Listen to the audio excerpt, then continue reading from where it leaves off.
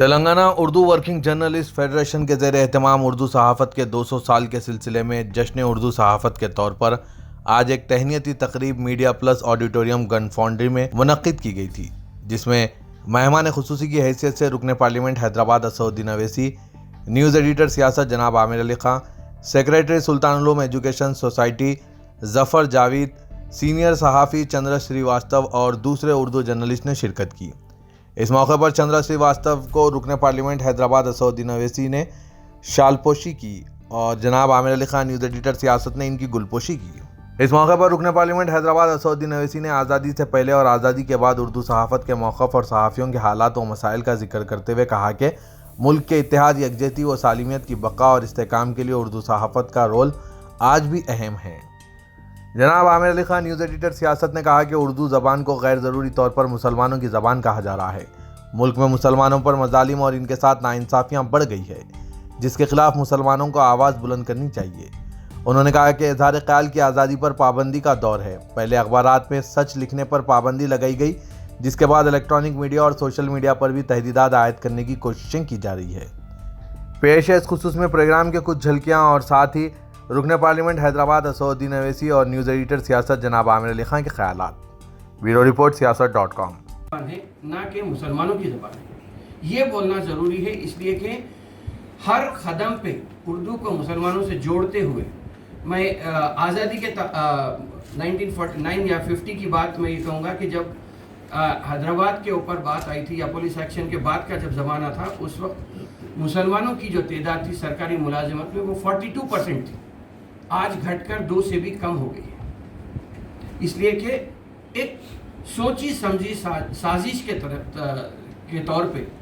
اردو کو آہستہ آہستہ روزگار کے مواقع سے دور کیا جا رہا ہے، اور ہم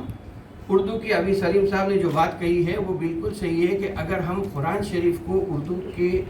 یا قرآن شریف کا ترجمہ اردو میں اگر ہم پڑھیں گے تو ہم صحیح انداز میں مذہب کو بھی سمجھ سکتے ہیں، ورنہ مسلمانوں میں اردو کے تعلق سے ہو یا مسلمانوں کے تعلق سے ہو، سب سے بڑا پرابلم یہ ہے کہ ہمارے میں جو مذہب 5 وقتہ نماز ایک اللہ چاہتا تو صبح اٹھ کے آپ 5 وقت 20 رکعت نماز پڑھ لیجیے بول سکتا تھا، لیکن اللہ تعالیٰ نے وقت مقرر اس لیے کیا ہے کہ ایک قوم میں، ایک مسلمانوں میں، ایک انسان میں ایک ڈسپلن کا ہونا بہت ضروری ہے۔ آج اگرچہ کہ بڑے بڑے MBA کالجز میں یا یونیورسٹیز میں ٹائم مینجمنٹ کے اوپر سے لیکچرز دیے جا رہے ہیں، لیکن ہمیں تو یہ چیز بنیادی طور پہ سکھائی گئی ہے، اور قرآن میں کیا ہے اگر ہم نہیں سمجھیں گے، آپ دیکھیں کسی بھی مسلم محلے میں چلے جائیے، آپ کو ہر قسم سے انڈسپلن وہاں دکھائی دیتا ہے۔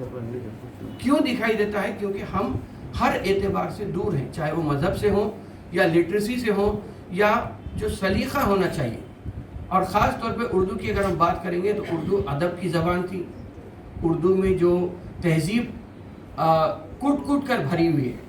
اس کو اجاگر کرنے کے لیے مسلمانوں کو خاص طور پہ ایک ڈسپلن قوم کی طرح اگر ہم اپنے آپ کو پیش کریں گے تو یہ چاہے کتنا بھی زہر گھولا جائے، ہم یہ بتا سکتے ہیں کہ ہم اردو والے ہیں اور ہم مسلمان ہیں اور ہم نمازی بھی ہیں۔ یہ بتانے میں ہمیں ایک بہت بڑی کامیابی مل سکتی ہے۔ 200 سال کا سفر صحافت کا، اردو صحافت کا گزرا ہے، کوئی معمولی سفر نہیں ہے یہ، لیکن میں سمجھتا ہوں کہ 200 سال کا جشن ہونا چاہیے، صحافتی آزادی کے تعلق سے بولنا چاہیے، ہر ایک کو بولنا چاہیے۔ اور میں صدر کی فیڈریشن کی جانب سے جو آپ کا جو سلسلہ شروع ہوا ہے، یہ اس کے اور پروگرام بھی آگے ہوتے رہیں گے، تو ایسے جو پروگرام آگے بڑھتے جائیں گے، میں سمجھتا ہوں کہ ان کے لیے میں پوری اپنی نیک تمنا۔ محترم جناب چندر سریواستو صاحب، جناب سریما سٹی صاحب، محترم جناب عامر علی خان صاحب، جناب ظفر جاوید صاحب، جناب عزیز احمد صاحب، معزز صحافی